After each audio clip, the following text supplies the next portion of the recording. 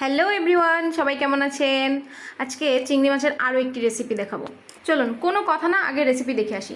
নারকেলের সঙ্গে দুটো কাঁচা লঙ্কা দিয়ে বেটে নেব। এবার চিংড়ি মাছগুলো বেছে রেখেছিলাম খোসা ফেলে। এবার চিংড়ি মাছগুলোর দাঁতগুলো ফেললাম ময়লার থলে সহ, এই যেভাবে। আর টুথপিক দিয়ে পিঠের কাছে আরও একটা ময়লা আছে, সেটাও ফেলে দিলাম। এবার চিংড়ি মাছগুলো বাছা হয়ে গেছে, তার মধ্যে নারকেল, কাঁচা লঙ্কা বাটা, হলুদ গুঁড়ো, লবণ, চিনি এবং কিছুটা জল দিয়ে মেখে নিলাম।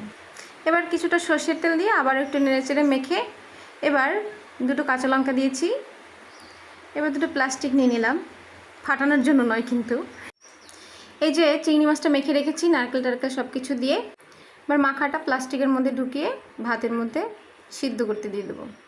ভাত হয়ে গেছে, সিদ্ধ হয়ে গেছে, নামিয়ে নিয়েছি। দাঁড়ান খুলে দেখাচ্ছি, দেখুন।